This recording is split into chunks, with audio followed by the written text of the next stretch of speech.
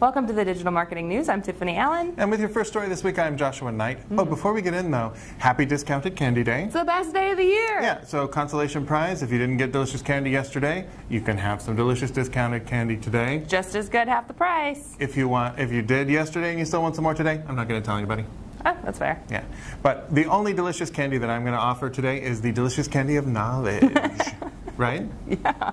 Okay, so one of my favorite companies with the initials D&B, right next to Dave & Buster's. Right. But Dave & Buster's don't ever release any research. That's fair. Yeah, but to be fair, my other favorite, Dun Bradstreet, don't have as good chicken wings, so get on that, Dun Bradstreet. But at least they did release some new research on programmatic advertising. Oh. They feel that it is unlocking new opportunities for account-based marketing. Really? So programmatic advertising, of course, is having a computer, artificial intelligence, or basically machine learning do the bidding on your advertising for you.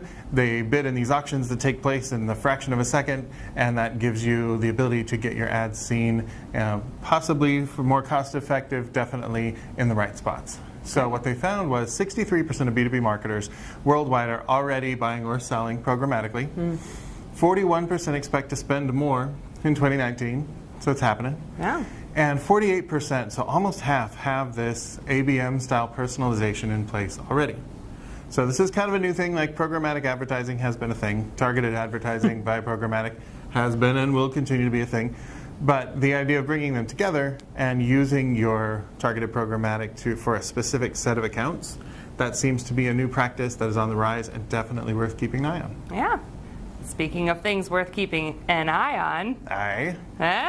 We did it. We did the segue. So LinkedIn, hashtag client LinkedIn, debuted LinkedIn Live this week, which is super exciting. So it's giving people and organizations the ability to broadcast real-time video to select groups or to their whole LinkedIn audience. Fantastic. Yeah, so it launched first as a beta in the US, TBD on expected rollout, but of course, as we talk about ad nauseum every week, people like video content. It is engaging, as you can tell by what we're doing currently. So this is something worth checking out if you are using LinkedIn. You can segment this video, of course, but check it out for your company or yourself.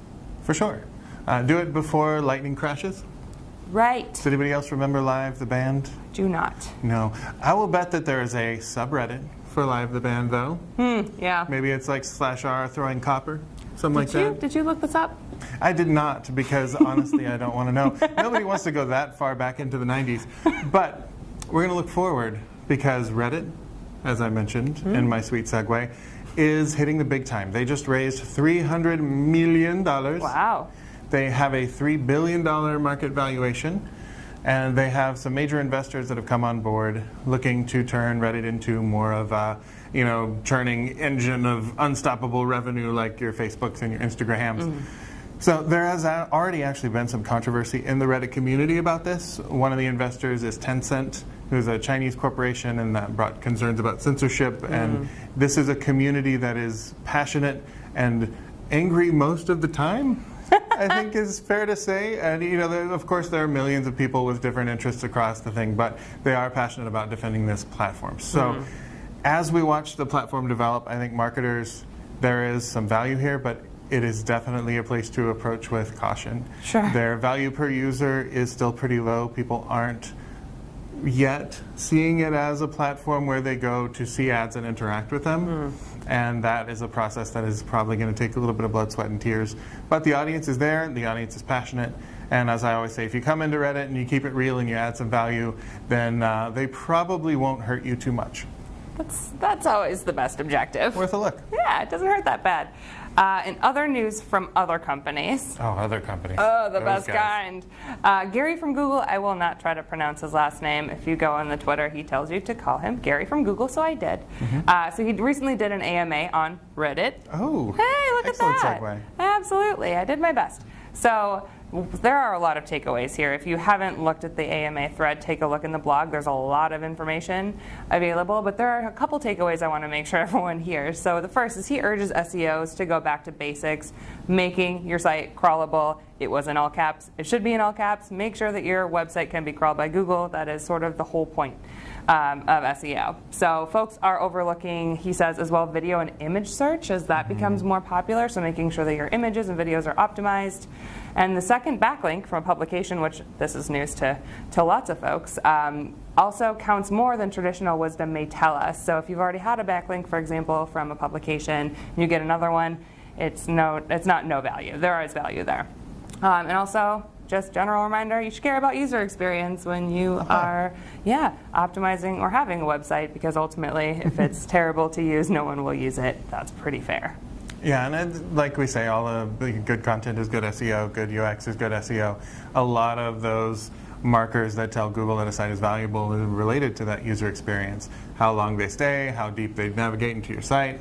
So if they pull it up and it looks like GeoCities from the 1990s, I mean, that's kind of cool, but they're probably going to bounce back. Unless it's a throwback, in which case we should talk about that. Yeah, please do check out the Captain Marvel website that they designed as a GeoCities site. It's beautiful.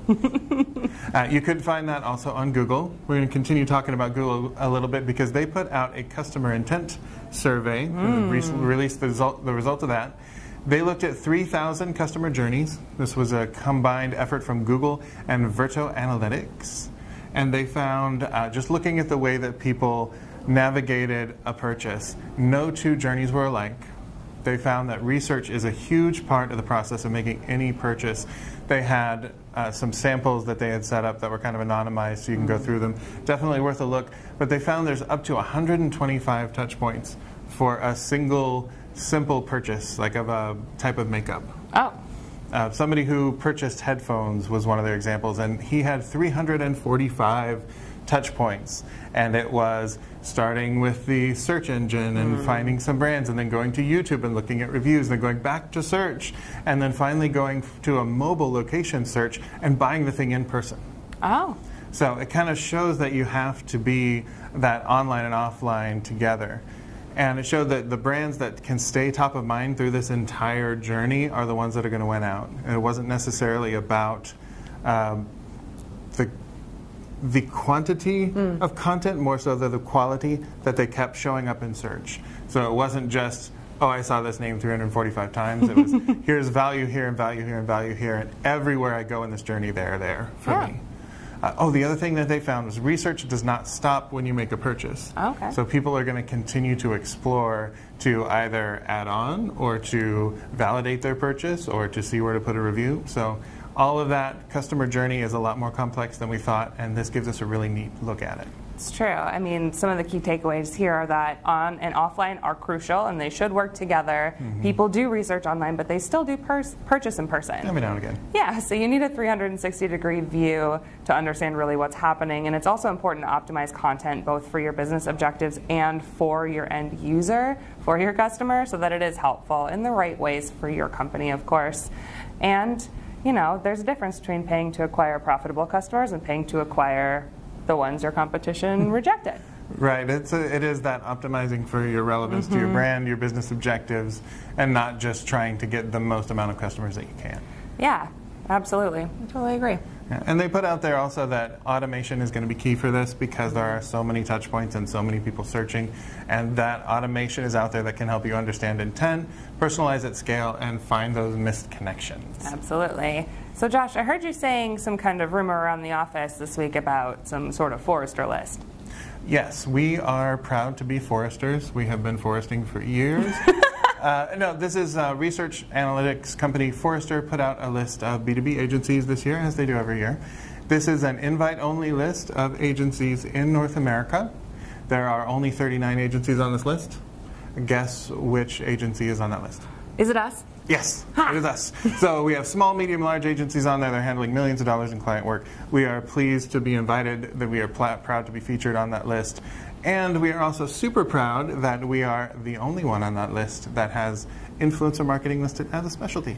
Huh, B2B influencer marketing. Who knew that was going to be a thing? It could be. It's going to be big. It's the indoor plumbing of marketing. Perfect. All right, well, that's all the news we have for you this week. We'll be back next week with more news. If you need more in the meantime, you can follow TopRank on Twitter at TopRank or me at Tiffani_Allen. Yep, you can find me on Twitter at NiteWrites. That's NITEWRITES. And please do subscribe to our channel and hit that button for notifications. And check out the blog, too. Thanks for tuning in. We'll see you next week.